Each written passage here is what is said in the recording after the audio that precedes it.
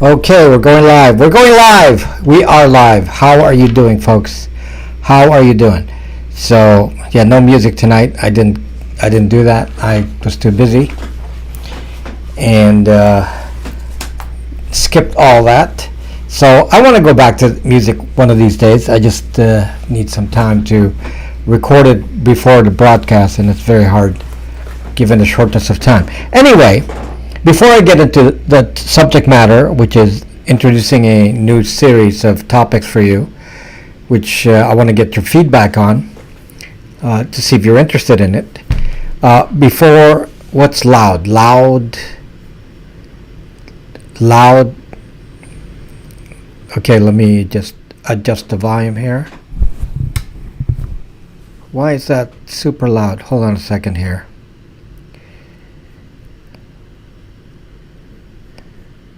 Looks like the correct mic. Okay, so is it super loud? Okay, let's adjust this here. Okay, so I lowered it. Wonder what's different. I haven't touched it. Sorry about that, folks. Yeah, I could see it going into red there, but I did not notice that. So wonder what changed. Anyway, I want to do a little bit of a follow-up because the last meeting we had here, I did 2 live streams. And the reason I did 2 live streams last week was because the first one was banned by YouTube. Then I did a second one. And subsequently, YouTube did unban the other video, but I already deleted the first portion of it, so which I posted on Odyssey. And I want to put this on the record because, we got, hello Joanne Pham is here. Oh my gosh, some people from the old days. How are you doing? So anyway, I just want to make sure that, we set the record straight here because I was in fact blaming YouTube. Now you can't hear me. Goodness, can't make up your mind here. Okay, I upped it up a little bit. So last week, just to kind of remind you what happened, I did a broadcast on last Thursday, and the broadcast was banned by YouTube right after the broadcast. It didn't save the broadcast, and it said violation of community guidelines, it said, and then it basically put the video as private. It didn't give me a strike, so which was kind of weird. There was no strike or anything. And then it said no appeal. There was an option there, no appeal. So of course, since I normally expect to get hit by YouTube and Google because of my topics, which they haven't actually in the past, at least not much. And so this was kind of inconsistent with that because what did I talk about? And to be honest with you, I wasn't clear on what it is that I said that would cause it to be banned. And we theorized this because I mentioned Hunter Biden. And I didn't even talk about Hunter Biden in any kind of a way. It was related to the topic at hand. And I was just giving an example of what could be construed as disinformation at the time of the election. So it wasn't even an opinion, it was just an observation. And then, I was afraid of being censored, that I was being censored. As it turns out, and I'm going to be honest with you guys here, I am not being targeted by YouTube. I am not being targeted by YouTube. There was nothing in that video that should have caused them to flag it as community community guidelines violation, because I'm free to say whatever I want as long as I follow the community guidelines, and the community guidelines are very specific. And yes, I can talk badly about Google, I can talk badly about anything else, just that you can't talk about certain subject matters that are listed on there, and which I did not talk about. So you got to respect the platform, obviously, otherwise you shouldn't be in the platform. So I'm not expecting like full freedom here, but on the other hand, it didn't make any sense. if you don't know exactly why you would have committed a violation. So in any case, as it turns out, folks, I was not targeted. The video was banned not because of what I did. The video was banned because of a bug. It was a YouTube bug. In fact, all live streams from about the time of that Thursday night, 7 p.m., I broadcasted at 8 p.m., from 7 p.m. on till late that evening, close to midnight, I think, all videos were banned and marked as private and were cited for various kinds of community violations. So maybe the AI got too eager and and started flagging things accidentally, but so it's wrong. So there is no ban. It was their fault. It was a bug. They didn't apologize for it. They just said bug fixed. So a couple days later, we just saw bug fixed. That was the only notification I got. There was no apology from YouTube saying sorry we caused you all that problems. Nothing. They just said bug fixed. So there you go. You don't have to worry about me disappearing from YouTube at this moment. I'm very careful that I pick the topics and discuss things in a very balanced way, and because this is not really a political channel anyway. So yeah, and a lot of people, when they watch my live stream, they unsubscribe. If I ever even suggest anything that may be slightly political, I get minus 50 subscribers. So, in fact, every live stream has a negative. So a good video will be minus 10. And a video with a little bit of politics, minus 50. It's crazy. So I'm basically losing subscribers, not gaining them. So, so that's the story of my experience with YouTube. So anyway, of course, I'm concerned about YouTube and concerned also about how you're reacting to my videos. And the reason I'm concerned about your reaction to the videos, and you guys will likely come up with some theory and blame YouTube and say YouTube is banning me, YouTube is doing this, doing that. And I don't subscribe to that. If my numbers are going down, I only blame myself. So it means that I am not reaching out to you. Maybe you're tired of my topics. Maybe you already know everything I've taught you and you want me to go and move on. So I don't know. I did my last video, which was kind of the first time summary of location tracking on a phone in one video with every aspect of it combined. And it's actually important reference material. And to be honest with you, the reception of that video is extremely bad. It was very bad. That video that I just released yesterday has gotten like half the views that it would normally get. And so obviously you voted that you don't like it anymore. That was very important, a very important topic. I had to do that. But I guess maybe you want to talk about something else. So because you want to talk about something else, I'm excited to talk about something else. And I want your feedback on it because I think it's important. And the topic that I want to introduce to you is very interesting, and the subject matter is called digital superintelligence. Digital superintelligence. Anybody interested in digital superintelligence?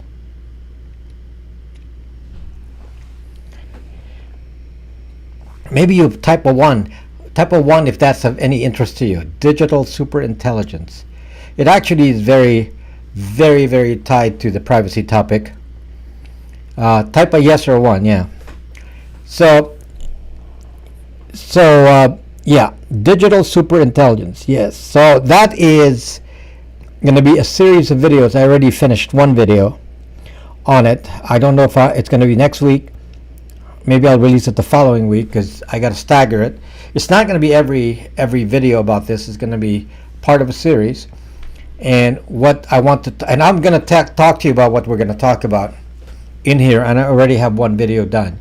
and to see if it's of any interest to you. Because actually, I'm not sure many of you actually understand how the computer has or builds this intelligence. And we always use the analogy of the Terminator, and the smart robots of the future, and how the machines have taken over and all that. And I talk about that kind of tongue in cheek, but the reality is it's actually coming. We're actually maybe you're hearing the air conditioner with a buzzy sound. So it's actually coming, and it's actually connected to the realities of today. In fact, Elon Musk is very scared of. He may be the only one. I'm not sure anybody else is scared. Bill Gates is not scared. Zuckerberg is embracing it. It's like, yeah, let's have the Singularity. Yeah, this is great. Rick Kurzweil is for it.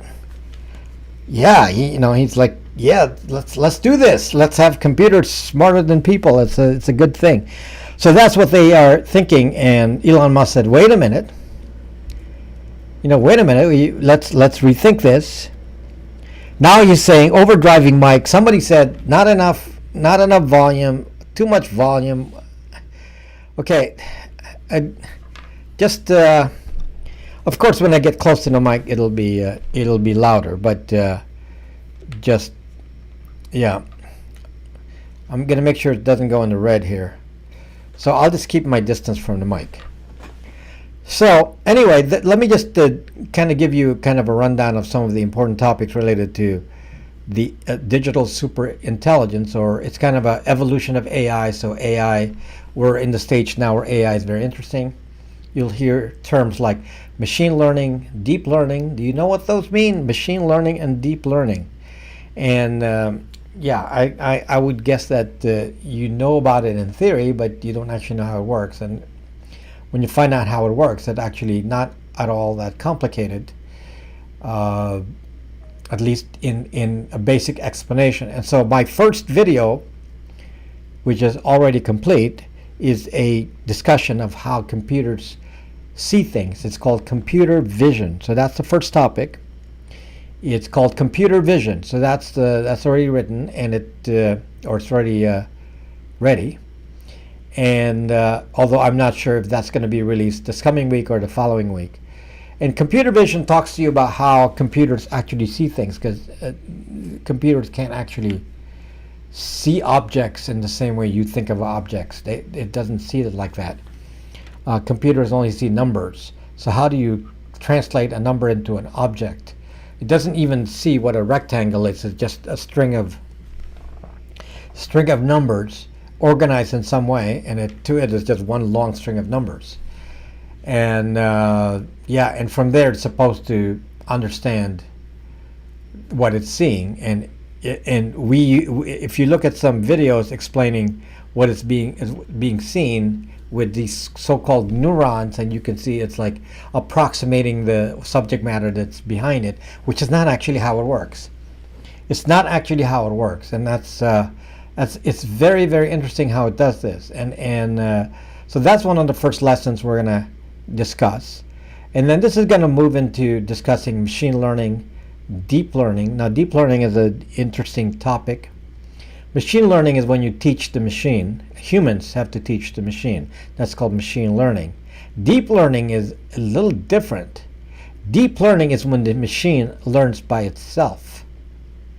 So you basically, that's self-learning. So that's when a computer builds its own database, so-called, of observations, and then formulates the results, and then it can then take it from that and say, oh, based on this, then I know what's going to happen, and then without any humans telling it. That's deep learning, and we're capable of that as well. So that's the different processes that we don't currently understand, and that's going to lead to the next phase, which is, as we develop this AI and use it in various things, It will impact our world in a big way. It'll impact us in a big way. And we already have the idea of self-driving cars, of course, which supposed to be ready in 2021, and here we are in 2022, and officially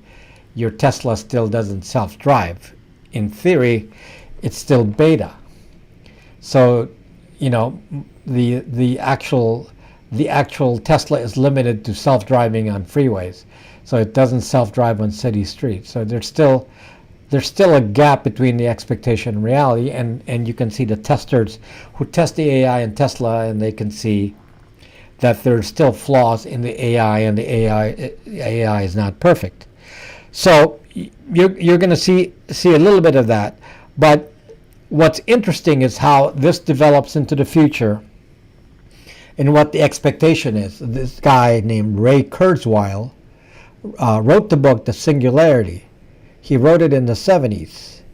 So Ray Kurzweil is he, how old is he now? I think he's in his late 70s maybe. And Ray Kurzweil works for Google now. And I knew Ray Kurzweil long ago. I mean, I was buying his voice synthesizer boards. He also made keyboards. Everything to do with synthesizing was done by Ray Kurzweil. And he did voice recognition and so on. So he was already in the AI side of stuff quite early on. And he then went to Google and said, "Hey, I want to develop my ideas in laboratories in Google." And so he became part of Google, and he predicted that the computers will be as smart as people in 2029. At least he said this in 2017.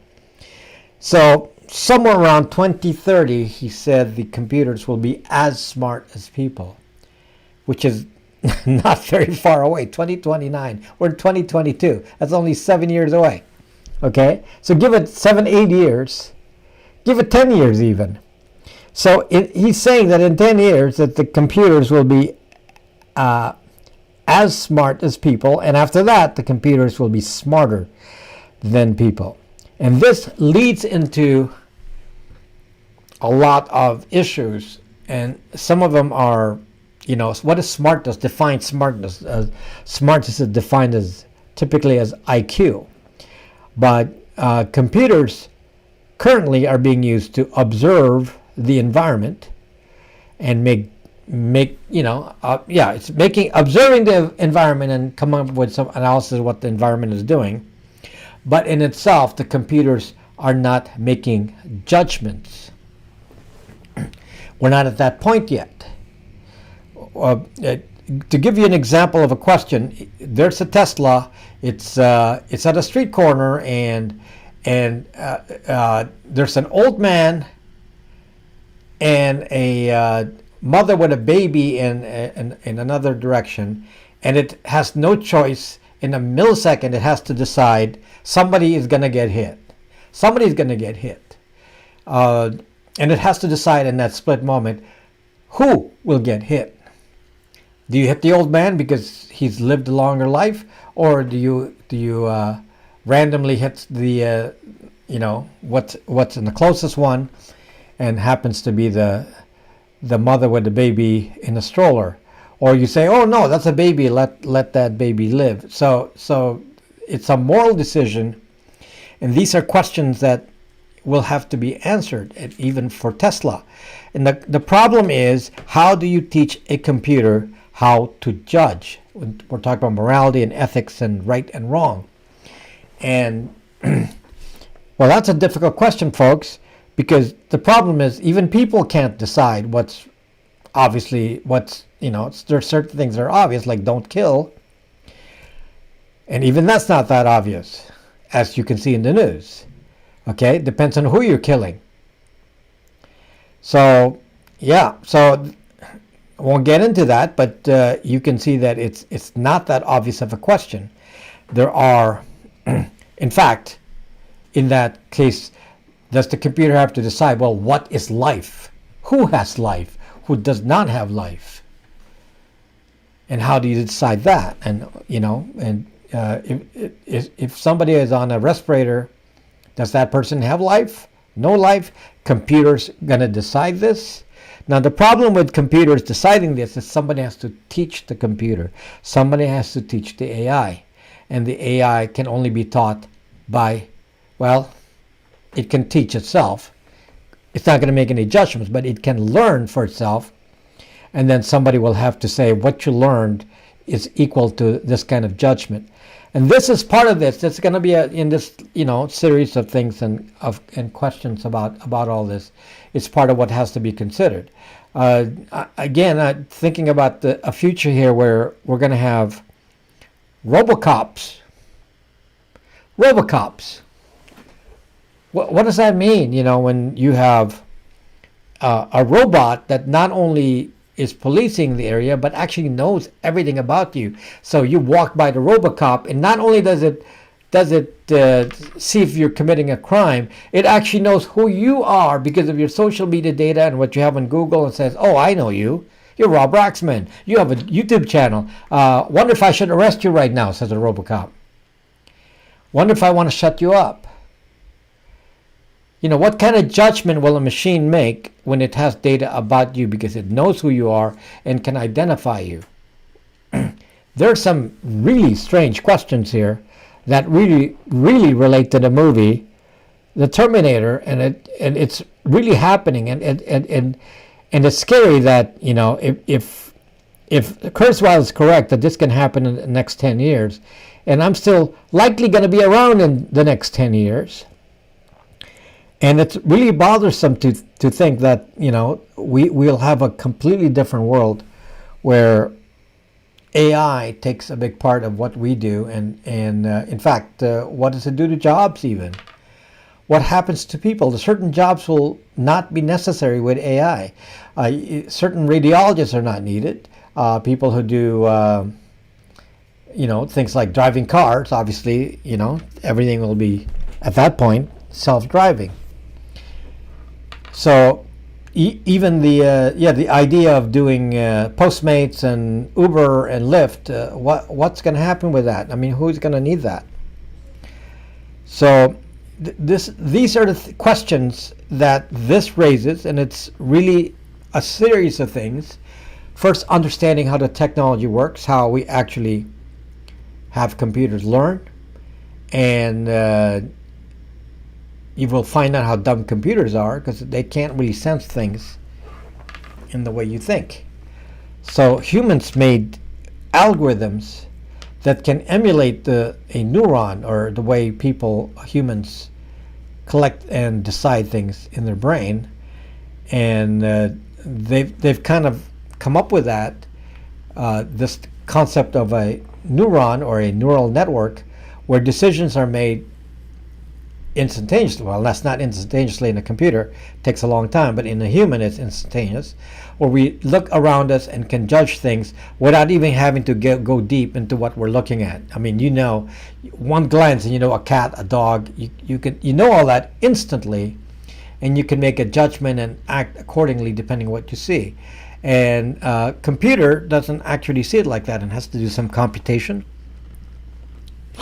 which can take a bit of time, and computers have to be faster. This is also related to another topic related to computers, because one computer that is made to handle probability very well is the quantum computer. So, for example, there are simulated quantum computers like D-Wave. They're out there, and partly they're used to break encryption, and the other part of it is, could they be used in AI? Could they be a fast application of AI, because their ability to compute probabilities is much faster than a classical computer? So these are things that we will address if you're interested, and it's something that we can address. In fact, somebody said weaponry, and yes, there's some interesting aspects of that. For example, Israel has drones that actually are equipped with 22 caliber rifles so that the drone can actually do assassinations, state-controlled assassinations. So the drone can fly up in the air, and if it finds a target, it can hit you with a very precise 22 caliber bullet. And because it's so small, it doesn't carry a lot of weight, and it doesn't affect the drone much, and it can actually accurately do that. And I mean, there's some moral questions in there because the drone actually decides it by himself. So basically, the drone is given a target, and then the drone makes a decision to hunt down the target, and when it hunts it down, it just stays up in the air. And then I believe the only command you give is fire. So yeah, I mean, there are many implications here, and they relate to privacy in a big way, and it's something that we all need to at least consider, because a lot of this is happening as we're giving big tech our data.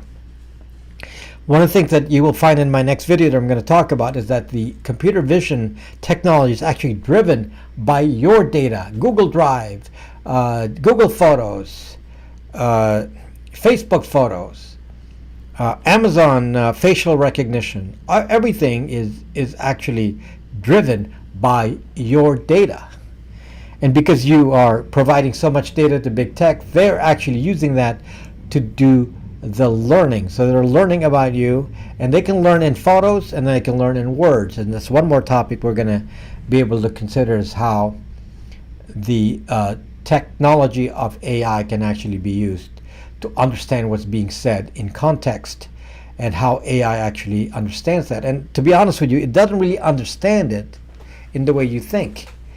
It has to learn things, and it just says, okay, I see some similar concepts here, I see some similar patterns, and then somebody has to tell the computer that what those patterns mean, that they in fact amount to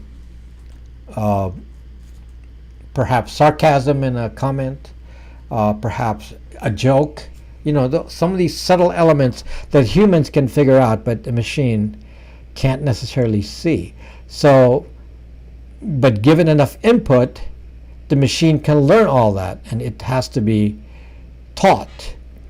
And this is some of the elements that I want to introduce to you in the future here in these videos. And I don't want to make this channel be static, where all we're talking about is the fact that your phones are being spied on, which they are, the fact that Facebook is collecting all your data, and Google's collecting all your data, and so on. We want to expand the topics, and of course I have all those existing things already in the database, in the video library of things I already talked about in the past. We don't have to keep rehashing them if nothing has changed. So some of it I'm just archiving, like the recent video on location. It's very important to put on there, because I believe that's the first video where I actually put everything I know about location tracking and then categorize it with threats. I also did a video on hacking a phone, which is the first time I delved into that, to that level of detail on how a phone can be hacked and what are the ways in. And that was a couple months ago, I believe, when I did that video. And yeah, and the problem is that those videos are not getting the attention of you guys because Google's not sharing them. So it must be my fault. I'm not going to blame Google, YouTube for this. Not Google, but YouTube. I'm not going to blame YouTube for this. I mean, I'm competing with other creators, and maybe my title isn't interesting or my thumbnail is not interesting. So I'm going to take the blame for that. But we move forward, and we provide you with better new stuff from here on, and we'll see how it goes. So if you like what my direction is going, I hope you stay and not give me the usual unsubscribe from this video. Usually I'll get, like I said, anywhere from 10 to 50 unsubscribes per live stream. So we'll see how many I get on this one. Okay, so anyway, that's the plan in the direction here. The first video on AI is already done, and And I have another video as well, so. Okay, hold on, the signal dropped, signal dropped, signal dropped, signal dropped. Okay, hopefully I'm back here. I looked there and suddenly it turned red. Okay. Yeah. Anyway, so again, to finish this off, yes, I was not actually banned by Google. I was not actually banned by Google last week. Google had not Google. I was not actually banned by YouTube last week.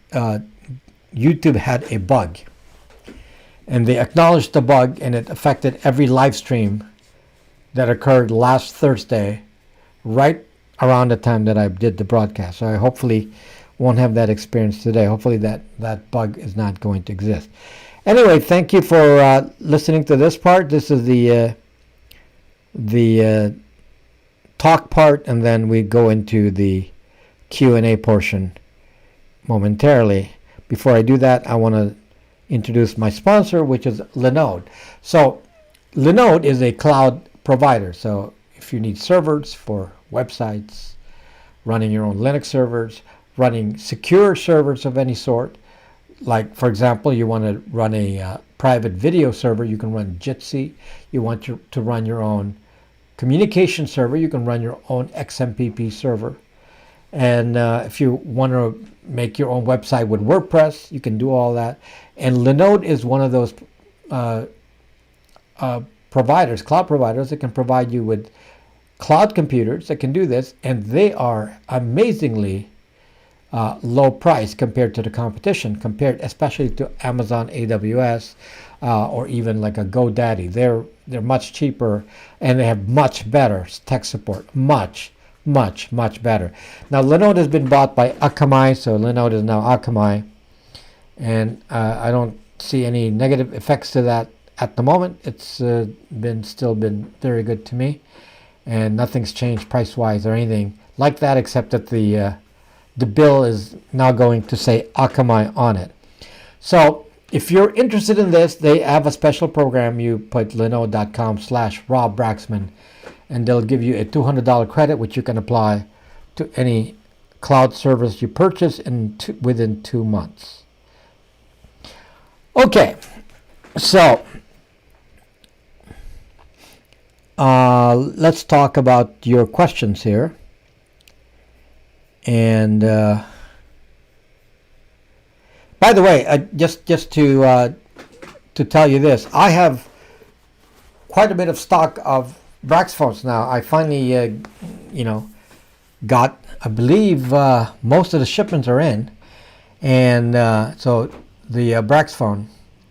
So we have, I have shipments here. I've boxes and boxes of stuff here, and then I have boxes at Amazon. So we have enough stock to last us probably till July. So we have stock. If you have Amazon Prime, you can get the phone within 1 to 2 days.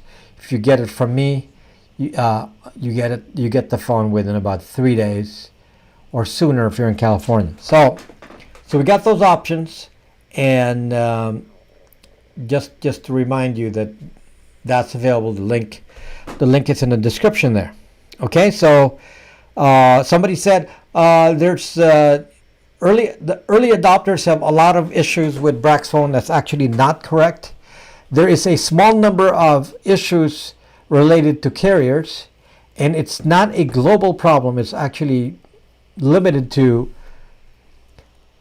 I'm going to actually compute, maybe 2% of the sales. 5% of you have some sort of issue with a carrier, but most of those are related to prepaid. So if you strike those out, the actual ones with actual issues are 2%. Now the reason there's still some issues with the phone is because the IMEI is not registered, and some of you don't want to fight them on that, fight the carrier, and because the IMEI is not registered, and because of that, they don't know what the model of the phone is, so they make accusations about, oh, your phone doesn't have band 12 or whatever. typically you hear somebody like Ting.com saying, "Oh, you don't have band 12." But like, what the Zoc? How do you know what band the phone has? And I have a band list, and obviously band 12 is on there. So they're lying to you because they don't want to admit that they don't know what the model is. They don't know what the model is because that phone IMEI is unregistered. If this is a worry to you, well, somewhere in the summer we are going to release a USA version of this phone. This is an international phone right now. We're going to release a USA version of the phone. This is going to be likely around maybe July. It's my guess, before we can even do that. So sometime in July we will have almost the same phone, except that it will have band 4, so it'll be made for the USA, and the IMEI will be registered as a Brax 2 or X2. So it will be registered, and then we don't have these guys saying that. And if somebody asks you, well, what brand of phone is it? Well, it's on sucking Amazon, and you can read the description, and it says band 12. So yeah. So unfortunately, it's hard to fight this. The system. Sometimes these carriers, they read from a script, and and many of you don't have the patience. And if they tell you, well, it doesn't work, you say, oh, okay, well, I guess it doesn't work. Let's return it to Rob. And 90% of the time, it's just because they didn't give you the right APN number, or they have a bad chip. But they're not going to go tell you there's a bad chip. Oh, it's their phone's fault. And somebody sent me a phone to test, and the chip was bad. It was T-Mobile, and his T-Mobile wasn't running. I put my T-Mobile in, it ran immediately. His Ting.com won't run, put mine in, it ran. So what does that mean? So obviously it was a bad SIM card from the carrier. Who knows? I can't really explain these things because the carrier can do things, and maybe they're just trying to get you to buy new phones, so they want to make it difficult for you. So I'm tired of having to explain it and justify it.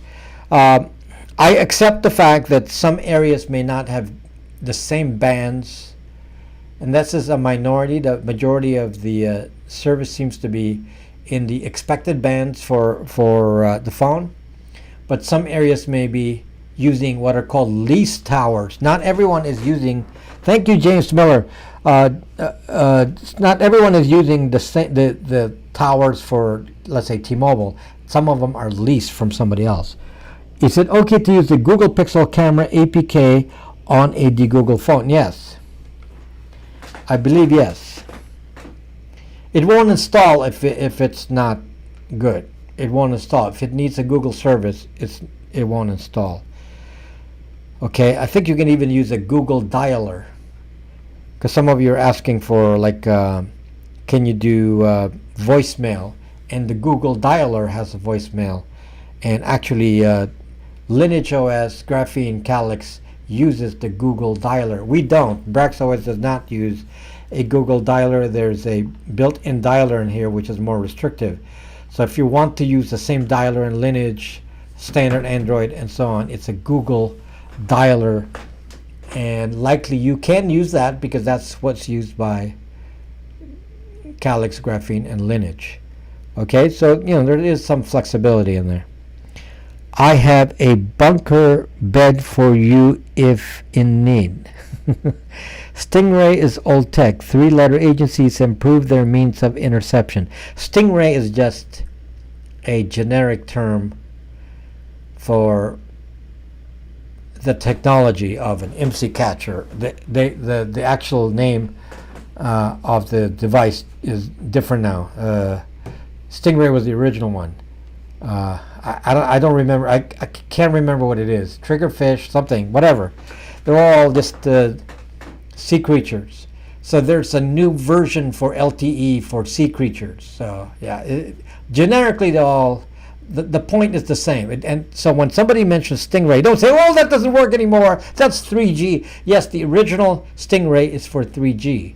So obviously it's a generic term, it doesn't apply anymore to LTE. So they use a different one for LTE. They don't actually use Stingray.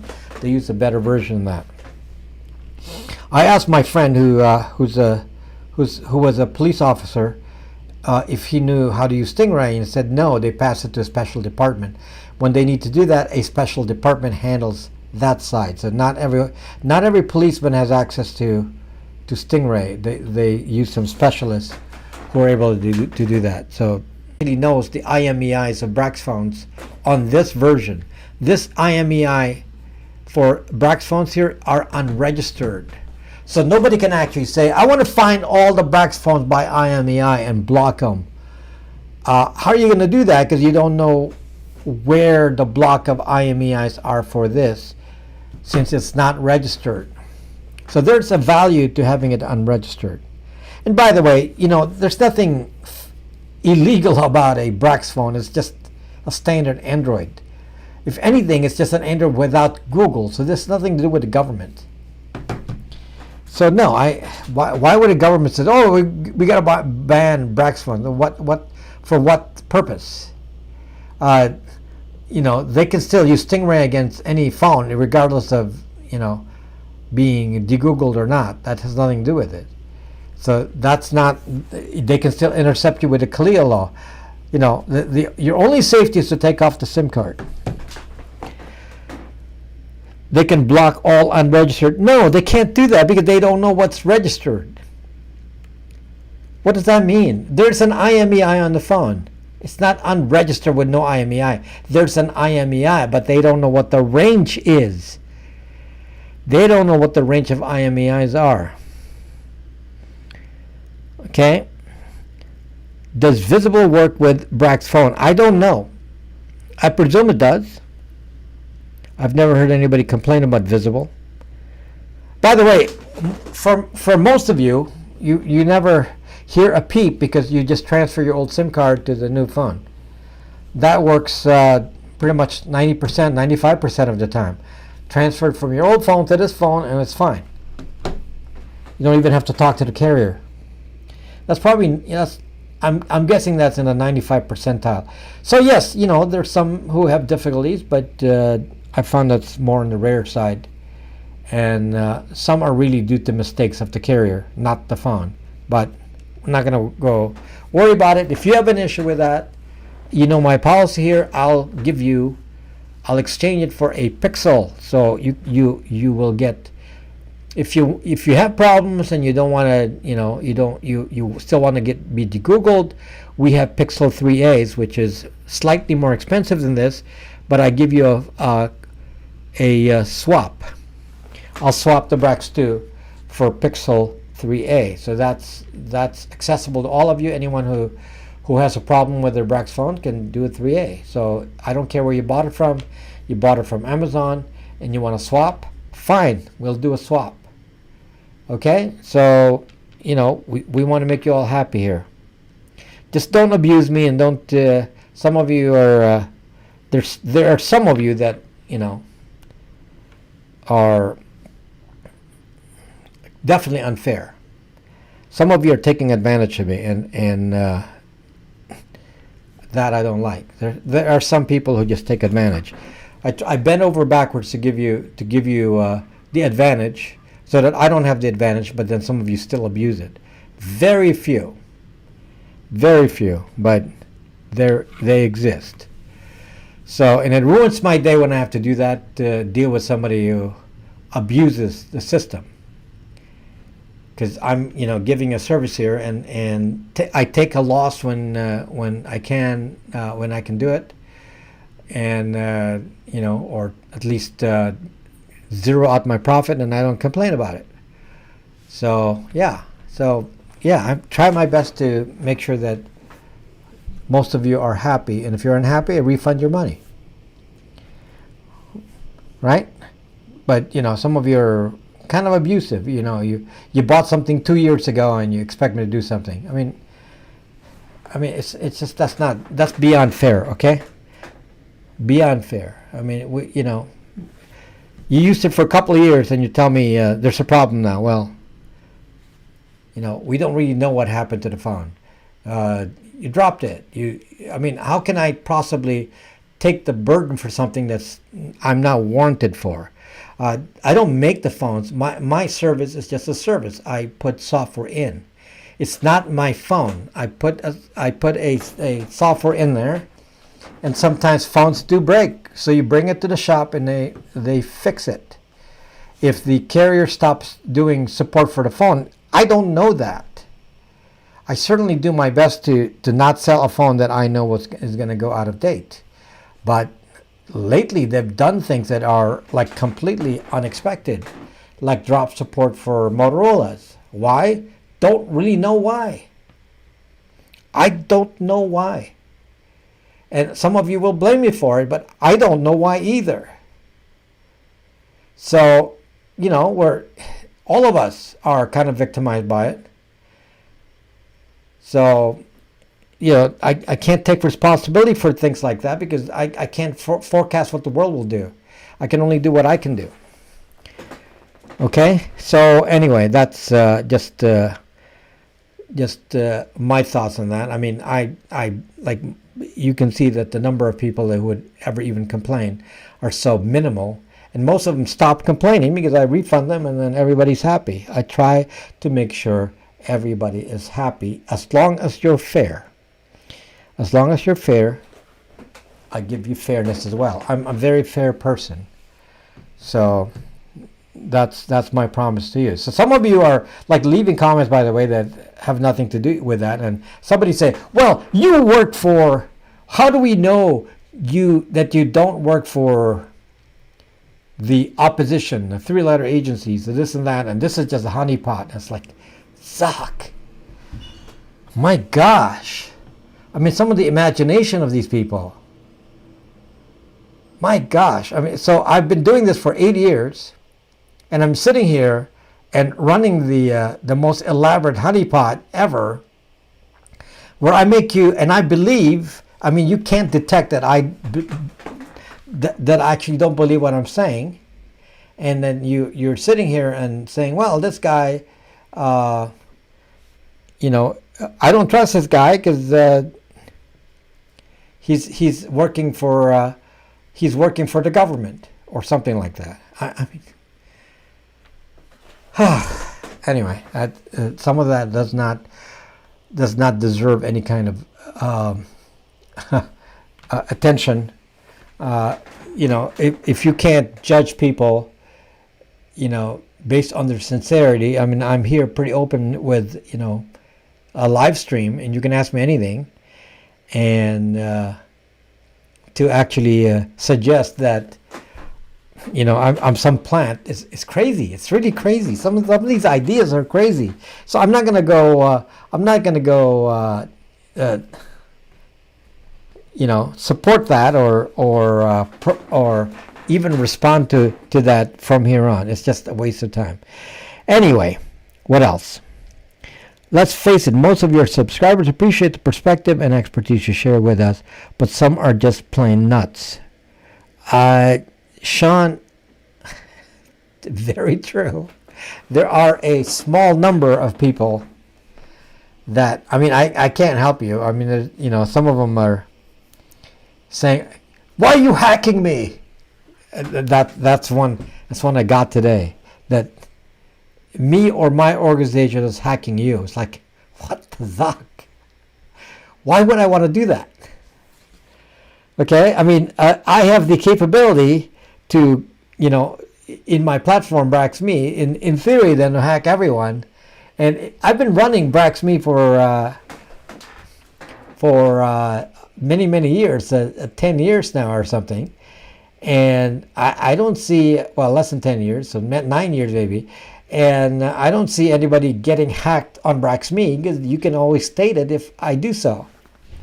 And no one's ever been hacked. No information has ever been lost from anyone. No private information has ever been released. And no government agency has ever done anything on BraxMe. And yet people are making these statements. It's like, come on, look a bit of history here. Whereas you can't say the same about Proton Mail or some of these other companies that, have had these kinds of experiences. BraxMe, nothing. So yeah, I mean, base it on history. Base it on history. I've been very consistent here, and I hope you can tell. I have let's see. You have the ability to hack I have the ability to hack anyone. Basically, Miriam. I have the skills to hack anyone. So, yeah, if I wanted to, I could hack anyone. The question is, why would I want to do that? I'm here to defend you, not do that. So it's in my capability to do it.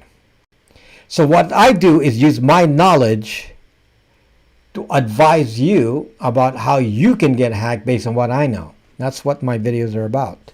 So if I don't have the knowledge, then obviously I can't talk about it. So the reason, a lot of the information I give you in the videos are based on how I would attack the problem if I were hacking somebody or wanting to collect your information or steal your data in some way. I try to work on the opposition side and think about the problem that way, and then I tell you how to defend against it. So everything I do is actually to say that if you follow my advice, you could stop somebody like me. Okay, so yeah, that's really the point. Stop somebody like me from doing anything to you. And of course, I don't do any. That's not what I do. Hacking is illegal to begin with, so I don't do any hacking because I'm not going to go put myself in danger and conduct such things where somebody can detect it and then say, okay, well, you violated the law with hacking. I don't hack anyone. Okay, so let's make that clear, and that's a direct statement. I do not hack unless you give me permission and it's a tested environment where we're testing something together. Like if I'm working with a company and we're doing ethical hacking. But no, I don't do that. Like I said, that's illegal. Oh, Hodalon is here. Wow, some of the old folks. Old folks are back. Scroll up. I have visual VM, but Brax 2 is the issue Rob was addressing. One, I have visual VM. Who is your hero? My hero? It's not Mark Zuckerberg. It's not any of the owners of big tech. How about that? I don't have any heroes. So I just think for myself. I don't have any heroes. I can't imagine. I can't think of one. So I believe you. Please never abuse your power. I can't abuse my power because then it's like being false to yourself. So it's not what I do. I'm here in your defense. That's what I do. Defend you. Snowden, I guess he's a hero. Yeah, I guess he's a hero. So that's a good example. I mean, because he did risk his life for this, and his information is what powers me now. Because without his information, I would be guessing, and because of him, then we're not guessing. Yeah, so that's helpful. So, your parents are not your heroes. I mean, you're talking third-party heroes, not family heroes. You buying the dip? You buying the dip? Hold on. Very bad to be discussing this on YouTube, but remember we were talking about Bitcoin and all this when it was what, 2000? Actually, in my case, 400. So yeah, I don't need to worry about I don't need to worry about buying the dips. It's not important to me. So yeah, so not important. When you bought it at 400, that's not relevant anymore. Mark Miller. I mean, my goodness, there's so many people from Periscope days. So many people from Periscope days here. Wow. What's the occasion? Everyone's back here. So many people from Periscope. So, you guys from Periscope, just side comment for people on Periscope, you do know that Kayvon was fired from Twitter. So Kayvon, the guy that started Periscope, and then he, when Periscope was absorbed by Twitter, he became an executive at Twitter, and then I guess he was let go just recently. So, yeah, so Kayvon from Periscope is out. Wonder what he's going to do. So, Kayvon, to be honest, did not understand the app Periscope when I was there. I don't think he really understood it, and maybe he still did not understand Twitter. So, yeah, because they have their own conception of what the social media is supposed to do, and they never really got it. And we successful creators were able to take advantage of the platform because we understood the value of the platform, what it's supposed to do. And some of the executives in it and the people who even started the app don't even know what it's for. And they were promoting it for the wrong reasons and for the wrong, they were promoting the wrong people. And yep, so that guy, Kayvon, founder of Periscope, is gone. And gone from Twitter. So, is Twitter still not good to use? I have not restored my Twitter account. I mean, it's still there, but I'm not active on it. I have not been back on Twitter. So, yeah, we'll see. I want to wait and see what actually happens first. Thank you, Guy L. Thank you. Let's see. United Kingdom is Brexit. United Kingdom is Brexit. What does that mean, George? Kayvon is a dad now? Well, he's old enough to be a dad, so yeah. Brax phone, more like the bat phone. Stolen, what? I have text question off. Does the Brax 2 have such based on what? I missed that. Missed it. Don't understand what that means. Okay, so any more questions that I can understand here? Rob Brexit, he's rephrasing it, Brexit. Androids walk among us.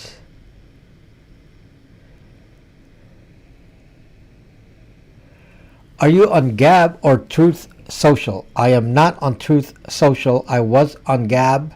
I am on Gab. Inactive. I don't do anything on Gab. I haven't been back on Gab in years. I set up the account when I started YouTube. Posted a few things. Got no response. So I said, bye-bye Gab. So just an interesting point, by the way. I am on Odyssey, of course, as you know. I keep repeating that. Please subscribe to me on Odyssey. I have 76,000 followers on Odyssey. 76,000. I actually computed what my rank is on Odyssey based on external creators and non-library accounts, and I'm ranked number 7. I'm in the top 7 of Odyssey. I mean, that's pretty amazing. That is amazing. Okay, there's many famous people that I've actually passed. Many famous people, and including Donald Trump. So I passed many people on Odyssey, even though I'm not really competing. I'm not really competing on Odyssey. I just do what I do. And I guess a lot of people here from YouTube are following me there and is building my subscriber base from YouTube. A lot of you don't actually watch on Odyssey you watch on YouTube. So, and that's probably affecting my numbers in a bad way because, you know, a lot of you, 76,000 of you, are probably going to watch on Odyssey and not on YouTube, and therefore my videos then get watched. So, anyway, so yeah, follow me on Odyssey. I think that YouTube and I are okay. I don't think I have any problem with YouTube. I don't think YouTube has any problem with me. They just did a survey, and they seem to imply in the survey that they want to be neutral, and that they don't necessarily want to you know, put pressure on guys like me to feel like we're going to violation of the community. It was pretty clear, and he intentionally did it. So you know, I'm careful when I'm doing things that, you know, it's not something blatant in the community guidelines. In his case, it was pretty blatant that he was challenging the status quo with what he posted, and then they terminated his channel. So since that is not the kind of content I create, I don't deal with some of these, you know, topics that are sensitive, like, you know, things related to a virus or this or that. It's not my main gist here. The gist of this is on privacy, so I don't need to get into that, and I don't need to get into politics. This is not about politics, since I hate all politicians, regardless of side, anyway. So anyway, that's just to clarify that I don't think that YouTube is actually targeting me. Let's see. So what is the database used for text correct? Can't try the shadow bans. They make decisions and not tell the public. That is an interesting issue that is really part of the AI as well. We'll be considering that in our discussion of AI. So, hope you guys are, you know, having fun plans on Memorial Day. I'm just going to relax. I've done so many videos. It's just like a lot of pressure to do this. And when the channel results are bad, like it is recently, like nobody's watching my videos, and there are no new subscribers hardly.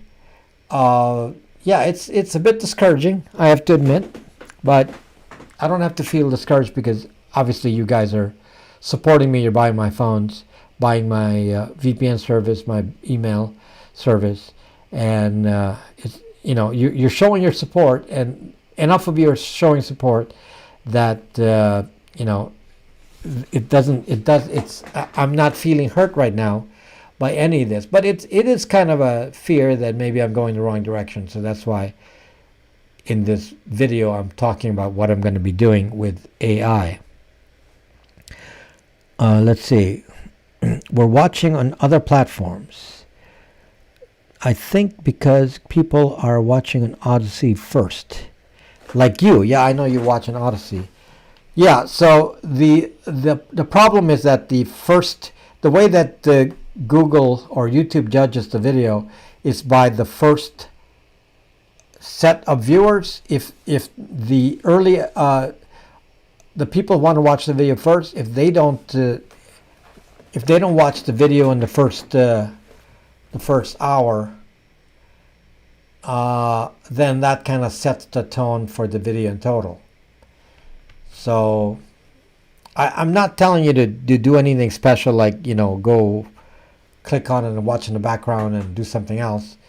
I don't need to play that game, but yeah, I'm sure I caused my own problem by putting the notice to go on Odyssey. Yeah, I'm sure I'm causing that problem too, but it is what it is. We can't, we don't have to worry about it. Like I said, if people are buying my products, then obviously I'm reaching the people, because I have 363,000 subscribers here on YouTube and 76,000 on Odyssey. I mean, that's a good number. We're that's getting close to half a million subscribers on both platforms. Not bad. I appreciate it. So, yeah. What about using Unicode characters for searching YouTube? Are you aware of the results? And what are the results? Or Unicode or XML code? Unicode, okay. Thank you, Sanford. Thank you very much. What do you think about Lineage OS? I mean, don't I have many videos about that? I sell Lineage OS phones, so most of my Pixels are sold with Lineage OS. The only phone that does not have Lineage OS are my Brax 2 phones. This is running Brax OS. So most of them are running Lineage OS. So I am an avid user of Lineage OS. I've used Lineage OS myself with no gaps for most of my phones before I got this. So many years of using Lineage OS. And that's my preference, to use Lineage OS. Thank you, George. Thank you. Now, Odyssey has improved. I think they're kind of focused on being less about the cryptocurrency, because I don't even get cryptocurrency tips hardly on library, and then they're offering like paid premium services, and they're leaning towards being more like a YouTube. So yeah, so it's a backup for me. I can't say that Odyssey is doing anything special for me, because since I'm bringing my own audience in, so I'm not sure they're actually helping me or promoting me in any kind of a way, but it's a backup. So I'm still primarily a YouTube creator. I do not post the live streams on there, but maybe I'll post this. Does Brax 2 phone have good security from trackers? That's actually another video topic. Insist in mind. If I were you, I wouldn't worry about trackers on Brax 2. You would be wasting your time. Do not worry about trackers on Brax 2. I don't. If I don't worry about trackers on Brax 2, why should you? But that's a separate topic, because this tracker business it's actually one of the videos I'm going to create in the next couple weeks. Tell me why I didn't get notifications for your live. Well, I'm not YouTube. I don't know. Why don't you ask YouTube? Runs better than BitChute. Yes, do not worry about trackers. Any Linux OS phones plans? Well, as you know, I'm a very big supporter of the PinePhone project on pine64.org, but that's still a ways away. So we're not there yet. So if you're a developer and you want to play around with that, then I have a PinePhone. I would suggest that you get a PinePhone and play with that, and for under $200 you can get their development phone and play with it and run Linux on it and find bugs, report them, and help the community for measly couple $100. And I really recommend that you do that. Now, can you use the PinePhone in daily use? No. Battery life alone will kill you. It doesn't last more than 8 hours, sometimes less. So yeah, so it's not there yet. So as much as I like the Lineage, I mean, I have many videos on Linux OSs, especially the PinePhone and all the OSs that you can use with it. It's really a problem. For example, I was a big supporter of Ubuntu Touch, and we were, in fact, on this channel selling Nexus 5s with Ubuntu Touch. I sold many Nexus 5s from here with Ubuntu Touch, and then the carriers dropped support for Nexus 5, and now I don't know what phone to use. So because of that, it's not it's not something that I can offer to anyone because I don't know what phone to use for that. So those are some of the limitations of Linux phones. So the Pine phone is a device that's really made for Linux, and and because it's a volunteer kind of thing, it's just not ready yet. It's years of not being ready. 2 years. When I bought it 2 years ago, I said, okay, this is going to be great, and then here we are 2 years later, and it's still not finished. Never had a chance to buy Nexus 5. Darn care. Yeah, because Nexus 5 is characterized as being a non-Vol LTE phone. So that's dropped. I mean, you will get more comments here. Yes, live streams, of course, get comments here. Pine Pro has better specs for 400. Yeah, I did not actually buy the Pine Phone Pro because, once again, it's not. There's no need to rush it because it's not yet ready. The developers have to get a hold of it first, and they got to get it steady, and then we can consider it. If they get it running, a Linux phone is as good as a privacy phone as a de-Googled phone. It's de-Googled if you're running Linux. However, Android is safer. I'm going to be frank with you. The security on Linux is just not there yet on the mobile. They're not. They haven't been designed with security in mind. Somebody can basically access your phone and read the stuff on it if they get a hold of your phone, because they're not protected in the same way as, let's say, an Android that has encryption. So, but it's a private phone for use on the internet. So for that reason, it's good. Do you do some private lessons? I don't have time for that. Do you think other Brax developers coming? I don't know what that means.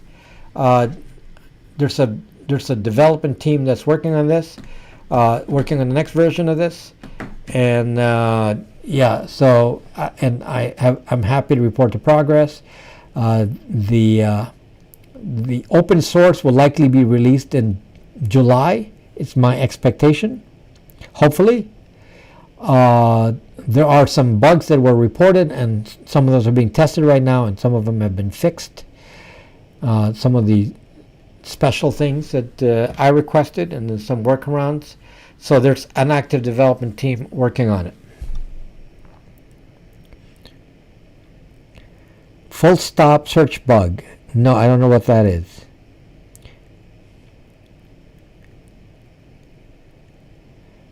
My wife won't agree with my purchasing a Brax 2 phone. Michael, what you do is purchase from, what is this 70/30 shipping? Shipping is, you must be talking in Canadian dollars. Michael, I can't help what the shipping cost is. So if you want to try, buy from Amazon.com and then see what the shipping cost is on Amazon. Amazon may have a cheaper shipping cost. Amazon may have a cheaper export because they have deals with the carriers that I don't. I don't have that. I got to pay the full rate. So if you get it from Amazon, they may have a cheaper way to ship it to Canada. So go to Amazon.com, not Amazon.co.canada or Amazon.ca, but Amazon.com. That's the only place you can buy Brax 2. Amazon.com, and then check and see what the shipping rate is. Okay, so it should be a little cheaper because they have a deal. Now you still have to pay. Why does Canada have duties on a phone? I have no idea. In the US there are no duties on phones, and the reason it doesn't make sense to have duties on phones is because nobody makes phones in Canada, nobody makes phones in the US, nobody makes phones in Europe, well, some in Finland, but most phones are made in China. So if they put duties on a phone, then Nobody will be able to buy a phone. You're just raising prices on phones. So in the U.S., there are no duties when you import a phone. So why does Canada have duties to import a phone? Crazy. And same with Europe. The EU charges almost like the same, but I guess they want to do it like VAT. So the duties on a phone in the EU is like paying VAT. It's similar pricing, like 10 to 12%, something like that. So it's like something to do, it's maybe a VAT alternate. Maybe that's what they're doing in Europe.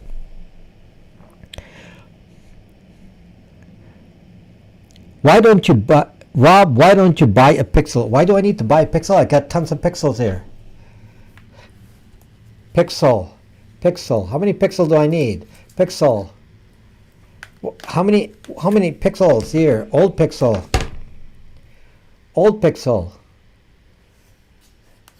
I mean, I got this is a 4A5G. This is last year's model. I mean, I don't know what you're talking about. I have Pixels. I sell them too. You want a Pixel? You can get one. Okay, so let's see. What else? Brax earbuds. What else are we missing here?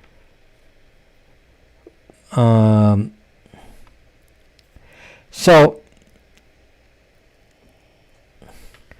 okay, no one's asking me any question that makes sense now.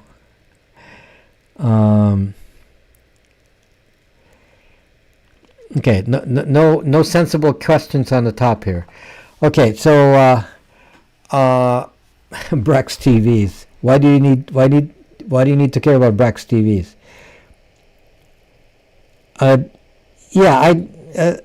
What's the advantage in Rumble? What's the advantage in Rumble? You think I'm going to get views in there? You think I'm going to get promoted? I don't know. I'm not. I don't want to waste resources and time. You know, I have enough to do. I got my own platform, Brax Me.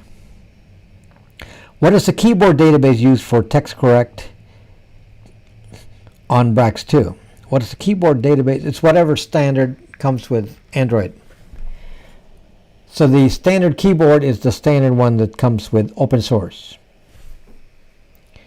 Do we need to cover the cameras in our Brax phones? No.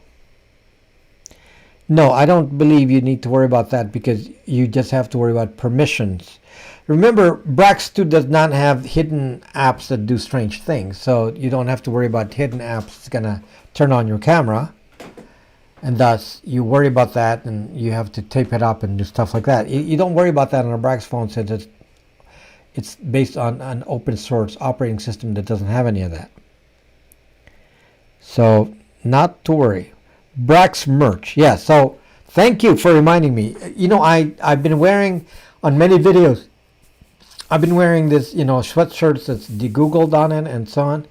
And I've not been promoting it because I forget.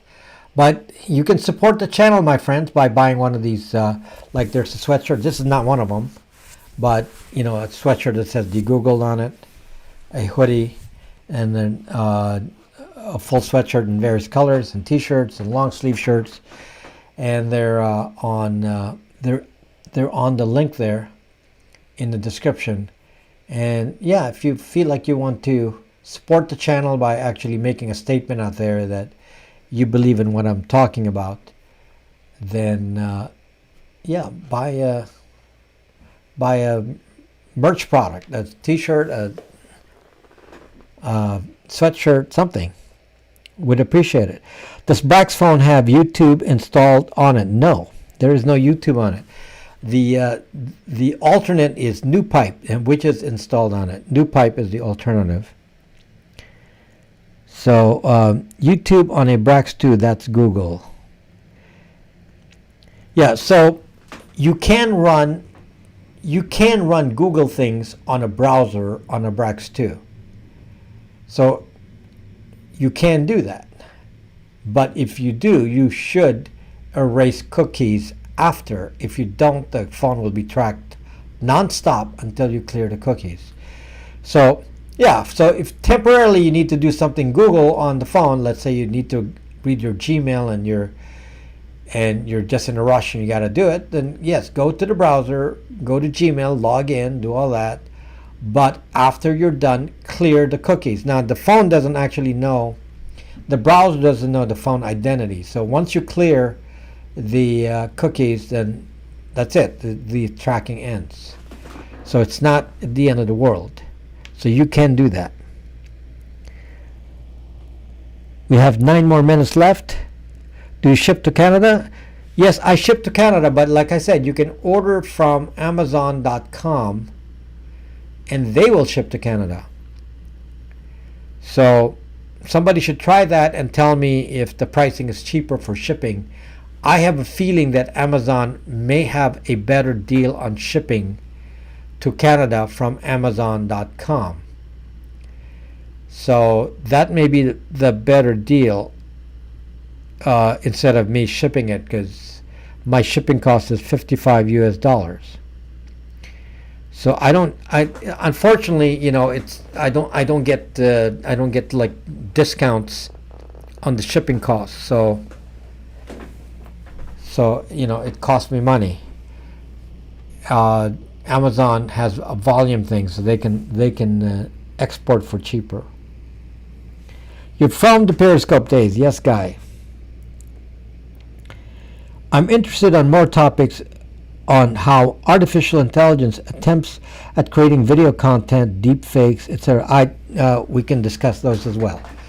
I've discussed those in prior videos, but we can include that into the series on AI. You want a Zuck t-shirt? You want to say Zucked?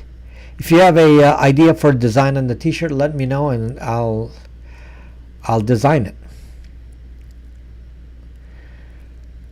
Has the phone had any heat issues when gaming? Now I'm not a gamer, but no, not that I know of.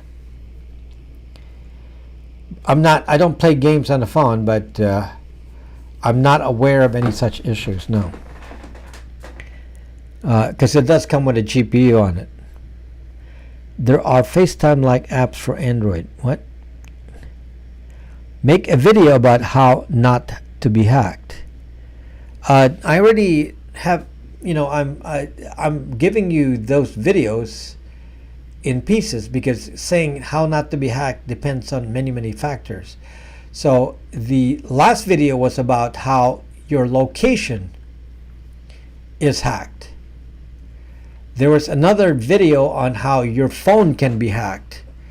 There are other videos that relate to the computer being hacked. So, there are, you can't just say don't get hacked. What? Hacking what? Who's doing the hacking? Some hacks you can't defend against. If the government is hacking you, your only choice is to not use the device, because you're not going to win. Hacking, finding you was the Jason Bourne movie. I mean, I got so many of these videos that no one has watched. Some of these recent videos have only like 10,000 views. It's like nobody's watching them. So, and that's the kind of videos you tell me that I should make, and nobody's watching them. So that's why I have to get away from that right now, and make more challenging videos. So phone spyware, I got all of that. You can check the phone videos and check all the videos in the last 2 months. I mean, there's one about hacking the phone specifically. That's the title. It's there. It's one of the most advanced videos I've ever made, with the detail on modem processors, and it was pretty high tech. It was very detailed. Did anyone pay attention to that? Yes, moderately, but not in the way I expected. That was a super powered video, and yeah. Jason Bourne is a Brax supporter. The Brax supporter is actually the Rob Braxman supporter is actually Joe Rogan. He's the Braxman supporter. Oh, Rob Braxman supporter. Joe Rogan. He hasn't bought anything, but at least he watches my videos. So yeah, he hasn't left a comment on the video though. He only talked about me live, so he's never left a comment on the video. He still shows up as a subscriber. So Joe Rogan, if you guys missed that, was that a year ago? He talked about me on his show for 10 minutes. Talked about me for 10 minutes. So that was very interesting.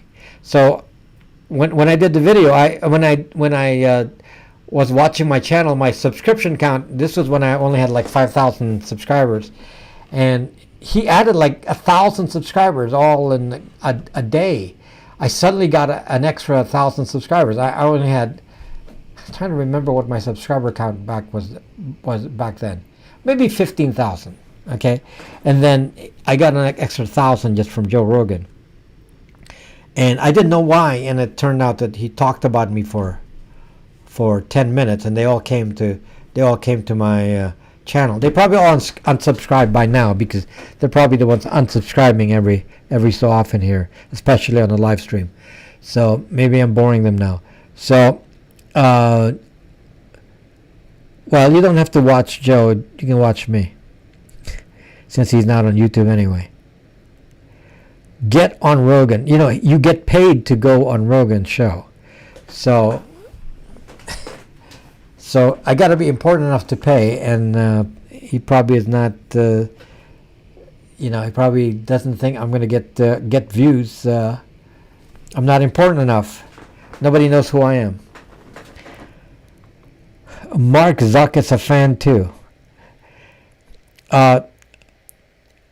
As funny as you say that, Zuckerberg had a watcher on my Periscope broadcast. Every day there was somebody from Facebook representing Zuck, and then he said he reported to Zuck about my goings on every week.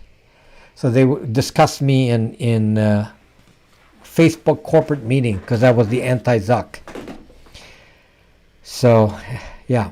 So anyway, that's interesting. That I don't talk about Facebook much here on YouTube, because if I make a Facebook video, anti-Facebook video, I lose viewers, and I don't know what your problem is. You know, don't be on Facebook. It's evil. Yes, iSocial. That's the guy's name, iSocial.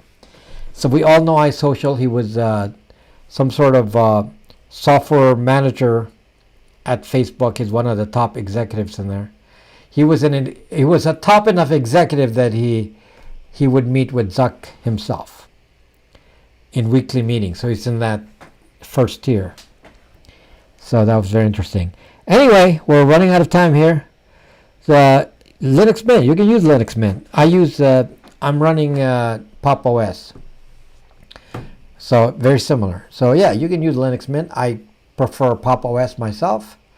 So use whatever you want. It's good. So thank you guys for watching, and I'm leaving this question: how many people are going to unsubscribe from me from this video? I'm saying this is not political, so -10. We'll see what that number is. -10. Thank you guys for watching. Leave a like.